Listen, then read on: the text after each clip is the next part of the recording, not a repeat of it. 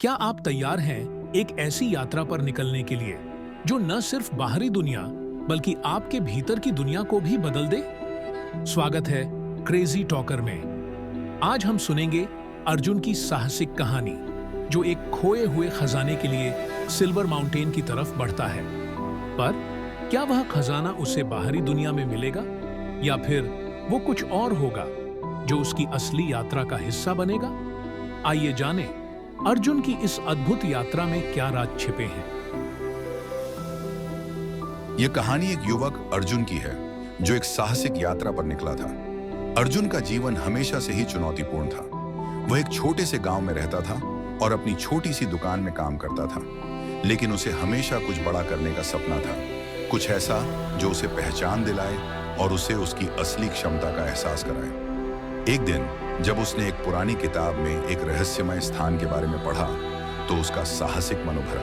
वह स्थान था सिल्वर माउंटेन, जो बर्फीले पहाड़ों के बीच एक खोया हुआ शहर था। कहा जाता था कि इस शहर में अद्भुत खजाना छिपा हुआ था जिसे कोई नहीं पा सका था। अर्जुन ने ठान लिया कि वह इस खजाने का पता लगाएगा। उसने अपनी यात्रा की तैयारी शुरू की। उसने जरूरी सामान इकट्ठा किया, जैसे कि एक मजबूत बैग, गर्म कपड़े, टेंट, कुछ खाना और एक पुराना नक्शा जो उसे किताब से मिला था। उसने अपने दोस्तों से सलाह ली, लेकिन अधिकांश ने उसे यह यात्रा छोड़ने की सलाह दी। यह एक खतरनाक यात्रा है अर्जुन, बर्फीले पहाड़ों में खो जाना आसान है, एक मित्र ने कहा। लेकिन अर्जुन ने किसी की नहीं सुनी। वह दृढ़ निश्चय के साथ अपनी यात्रा पर निकल पड़ा। उसकी मंजिल थी सिल्वर माउंटेन, जो सैकड़ों किलोमीटर दूर था और बर्फीली हवाओं के बीच स्थित था। पहला दिन आसान था। अर्जुन ने सड़क के किनारे से चलकर गहरी घाटी में प्रवेश किया, लेकिन जैसे जैसे वह आगे बढ़ता गया, वातावरण बदलता गया। रात को जब वह जंगल में रुका तो उसके चारों ओर घना अंधेरा था और बर्फ की हल्की परतें बिखरी हुई थीं। वह अपना टेंट लगा रहा था, तभी अचानक उसने दूर से किसी के कदमों की आवाज सुनी।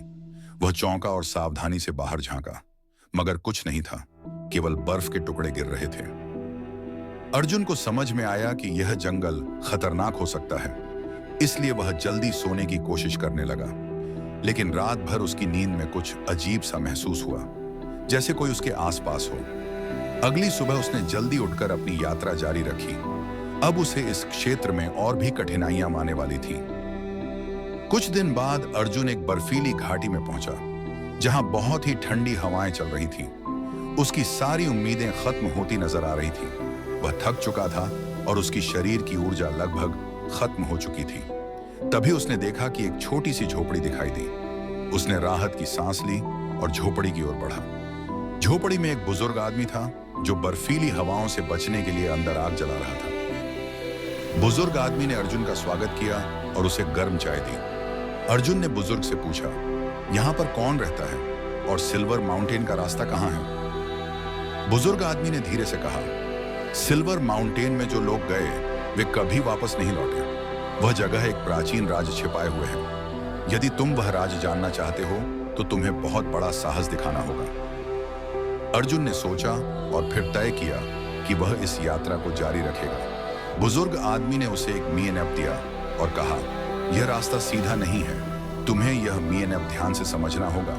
यह रास्ता काफी खतरनाक है और तुम्हारे साहस की परीक्षा लेगा।